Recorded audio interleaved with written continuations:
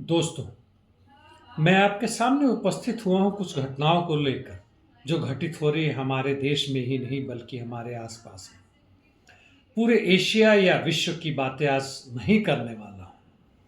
मुख्य रूप से बांग्लादेश के ऊपर मैं ध्यान रखूंगा और आपको पता होगा कि बांग्लादेश में जॉब कोटा के अगेंस्ट में जबरदस्त आंदोलन चल रहा है।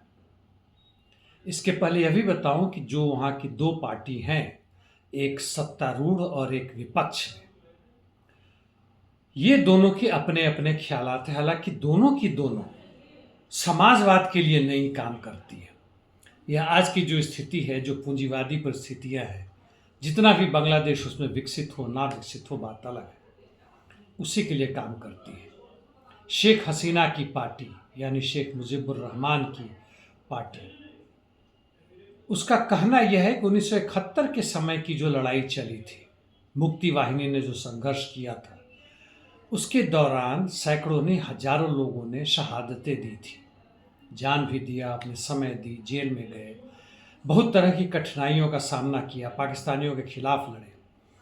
बाद में भारत की मदद से भी उनको दिसंबर 1971 में इन्हें मुक्ति मिली और बांग्लादेश एक स्वतंत्र देश बना। वैसे उन लोगों के जो घर के लोग हैं, उनके बच्चे, बच्चों के बच्चे, आज की परिस्थिति में उन्हें सरकारी नौकरी में अच्छे अच्छे पदों पे उन्हें 50% का आरक्षण है, जो आज तक वो ले रहे हैं। विपक्ष का कहना यह है कि कब तक दोगे। हालांकि विपक्ष में वैसे लोग भी हैं, राजनीतिक दल हैं, अवामी लीग और उसके जो भी सहयोगी हैं, जिन्होंने देश की स्वतंत्रता का विरोध किया था और शेख मुजीबुर रहमान के मुक्ति वाहिनी के खिलाफ संघर्ष किया था, पाकिस्तानियों के साथ दिया था। संयोग का विषय है या संयोग है कि अभी सत्ता में वो लोग हैं जो देश की स्वतंत्रता के लिए लड़े थे।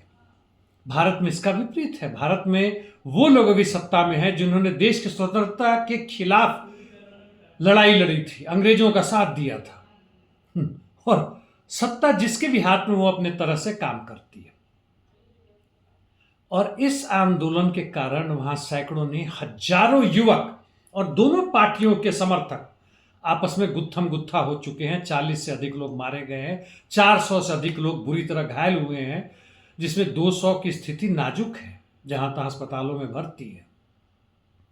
वैसे ये भी बताऊं कि बांग्लादेश का जो मजदूर वर्ग है, वह बड़ा जबरदस्त, शक्तिशाली और संघर्षशील तबका है। 2011 के आसपास में जब 40 लाख मजदूरों ने, जो कपड़ा बनाने के क्षेत्र में काम करते, उस फैक्ट्री में काम करते, उन्होंने आंदोलन किया था अपने न्यूनतम मजदूरी को बढ़ाने के लिए। सरकार के आश्वासन के बावजूद, कुछ बढ़ाने के बावजूद भी उनका कहना था कि दुगुना करो, हमारी स्थिति भयानक है। उसी के इर्द गिर्द आपको याद होगा, उसके बाद में कुछ कारखानों में आग लग गया था, जिसमें हजारों मजदूर मारे गए थे। उसके बाद से पूरे बांग्लादेश में आंदोलन चला था। यह स्थिति तो भारत में भी आप देखेंगे, दिल्ली में भी इर्द गिर्द में आग लगता है। तो ऐसी फैक्ट्री है, ऐसी स्थितियां हैं जहां से मजदूर बाहर नहीं जा सकते, बंद करके रखा जाता है कि ये लोग बाहर शूशू करने के लिए, पानी पीने के लिए, ब्रेक लेना चले जाएं, क्योंकि उसमें 10-15 मिनट बर्बाद हो जाएगा और मजदूरों के जो श्रम शक्ति है उसका शोषण करने का समय घट जाएगा, इसलिए मुनाफा दर घटेगा और अंततः मुनाफा घटेगा।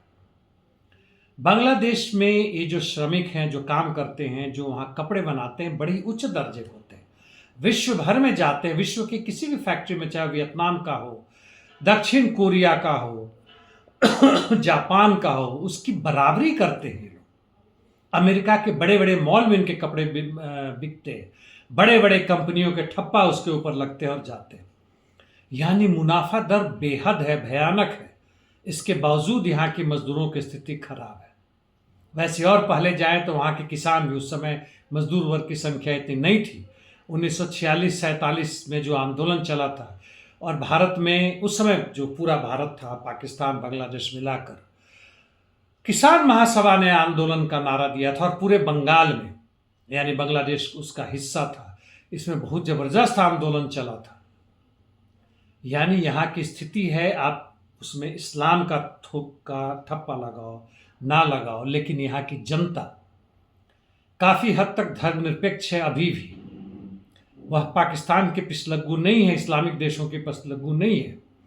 और कहीं ना कहीं से बांग्लादेश की जो अभी सत्ताधारी वर्ग है वह चीन और भारत से और अमेरिका से बराबर की दूरी बनाए। एक निरपेक्ष देश की तरह, न्यूट्रल कंट्री की तरह वहाँ की जो बुर्जुआजी दल सत्ता है वो अपने आप को बढ़ाना चाहती है, लेकिन इसके बावजूद कि वहाँ ये लोग कोशिश कर रहे हैं कि जो गरीबी है उसके स्तर को ऊपर किया जाए, यानी लोगों के रहन सहन थोड़ा बेहतर किया जाए और गरीबी रेखा से नीचे लोग उनमें कमी लाया जाए। गरीबी उन्मूलन की कोशिश है और इसमें वहाँ के छोटे छोटे जो बैंक है इससे जुड़े हुए लघु उद्योगों का काफ़ी ज़बरदस्त उत्थान आया है। लेकिन इसके बावजूद भी मजदूर वर्ग को पूंजीवादी सत्ता में पिसना ही है, शोषण होना ही है, जिसके खिलाफ अभी कोटा सिस्टम के खिलाफ आंदोलन चल रहा है। यदि वहाँ के छात्र, युवक, युवतियां, मजदूर वर्ग यह समझे कि पूंजीवाद की देन है बेरोजगारी, आप कुछ भी कर लें, बेरोजगारी बढ़ना कभी कभी घटता भी है, लेकिन उसका खात्मा संभव नहीं है पूंजीवाद में।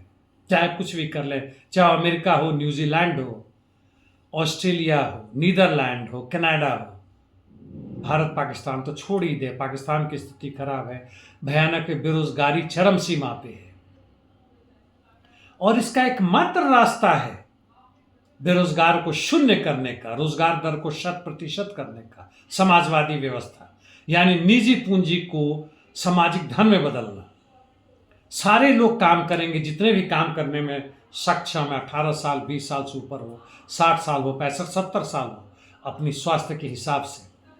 उसके बाद से उन्हें पेंशन भी मिलेगा, अच्छे पेंशन मिलेगा, ताकि जो उन्होंने अपनी सेवाएं दी हैं इस पूरे समाज के आगे बढ़ने में, एक अच्छी जीवन बनाने में, उसके बाद उनको जो काम करने वाले लोग उसकी देखभाल कर सके। वैसे भी आप देखेंगे तो पूरे भारत में 10% से कम ही मजदूर हैं जो कि अच्छे बड़े बड़े फैक्ट्रीज में काम करते हैं और इतना धन पैदा करते हैं कि बाकी लोगों को भी मिल सके, हालांकि नहीं मिलता है, और वह सामान, माल या प्रोडक्ट जो है वो बिक नहीं पाता, क्यों? खरीदने वाले नहीं। यह पूंजीवादी नियति है। बेरोजगारी बढ़ना, महंगाई होना, असमानता बढ़ना, और इसके कारण वह केवल माल का ही उत्पादन नहीं करते, प्रोडक्ट का ही पुनरुत्पादन नहीं करते ताकि पूंजी वो चलता रहे और बढ़ता रहे, बल्कि उसके आधार पे जो विचारधारा है, यानी हमारे देश को कहें तो जाति व्यवस्था, धार्मिक व्यवस्था, देशवाद, व्यक्तिवाद, स्त्रियों के खिलाफ भेदभाव, क्षेत्रीयता के नाम पर भेदभाव, भाषाओं के अंतर को बढ़ाकर उसको दिखाना, यह बांग्लादेश में भी है, कम है यहाँ से लेकिन है। और एकमात्र रास्ता है समाजवादी क्रांति। बिना क्रांति के पूंजीवाद का संक्रमण समाजवाद में नहीं होगा। और एक उदाहरण दूं जिसका मैंने पहले भी दिया है, 1936, 37, 38 के आसपास सोवियत रूस में, जब वहाँ समाजवादी व्यवस्था थी द्वितीय विश्व युद्ध के पहले और वो आगे बढ़ रहा था, वहाँ पे जो अनएम्प्लॉयमेंट एक्सचेंज था उस पूरी मिनिस्ट्री को ही खत्म कर दिया गया, क्योंकि कोई बेरोजगार बचा ही नहीं, बल्कि कानून इस तरह बन गया कि बिना काम किए हुए मुफ्तखोरी में आप खाना चाहते हैं तो आपको नहीं दिया जाएगा, आपको काम करना पड़ेगा, नहीं तो आपको लेबर कैंप में डाला जाएगा जहां आपसे श्रम भी लिया जाएगा। ऐसा नहीं 10-12 घंटे, 6 घंटे से ही आपको पढ़ाया भी जाएगा, शिक्षित भी किया जाएगा। धन्यवाद दोस्तों।